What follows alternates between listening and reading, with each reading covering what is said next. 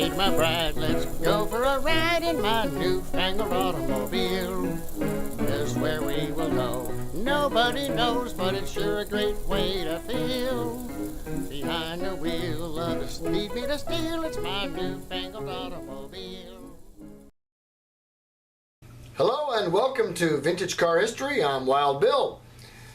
Okay, it's already been said on this channel and others that France was where the modern automobile first really took off and rapidly developed. Now, there are some folks that would simply shrug and say, yep, that's the French. And though there may be some truth to that, if you dig a bit deeper, you will find that someone in French motoring history planted those seeds. And that someone was Amedee Bollee. Hailing from Le Mans, France, Amedee was born in 1844 to parents of considerable means and influence. His father, Ernest, owned several successful manufacturing companies, and so his first son enjoyed the finest lifestyle and education that mid-19th century France could offer. Young Amedee took to both business and engineering at a young age, and by the mid-1860s was ready to get into business himself. Two things happened in 1867 that would accelerate things. First, his father Ernest suffered a stroke, and though he did survive, he decided to hand over his businesses to his three sons.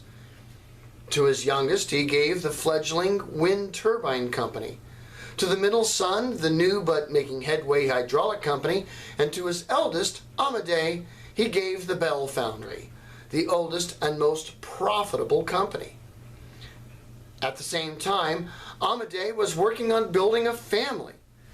He changed his name to Amedee Père due to the birth of his first son by the same name.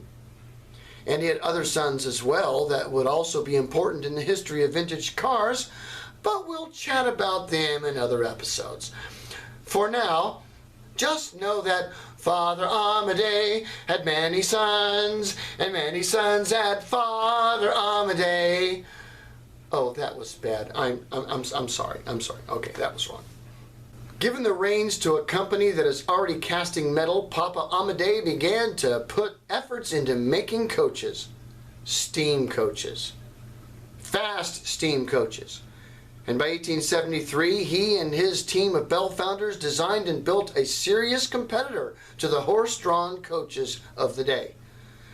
L'Obéissant, the obedient. Good name, actually.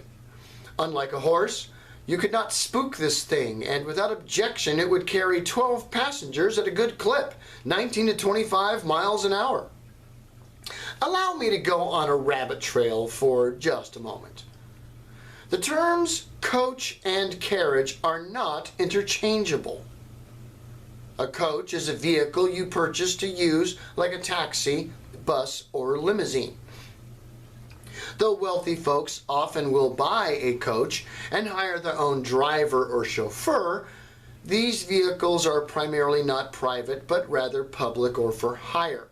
A carriage is a personal vehicle. It is not for hire. It's your carriage. And it is meant for personal use and for the owner to drive. Here's an easy test. Take the first three letters of coach and the first three of carriage. Which one ends up a car?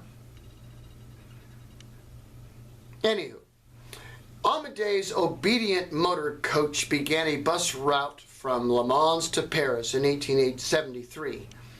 Unlike in England, the government of France was indifferent, if not friendly, to the development of the industry, and Amedee went for it. In 1878, he built the first production steam coach in France, the Mansell. This vehicle was almost a car and was quite innovative.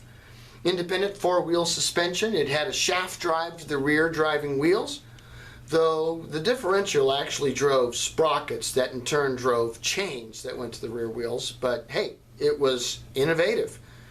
And he ended up building some 50 of these things, and being a man well known in French upper crust circles, sold them primarily as limousines for the wealthy, though we also sold some for commercial use as taxis.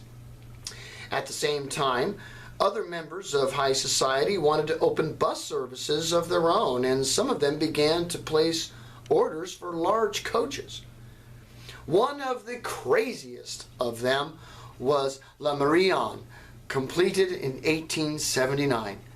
This thing was simply a road locomotive, some 100 horsepower and enough torque to pull the planet out of orbit. I mean, you could fill the thing with a dozen people and at the same time hook up a bunch of trailers and haul a few dozen tons of stuff along with you. I mean, think about it.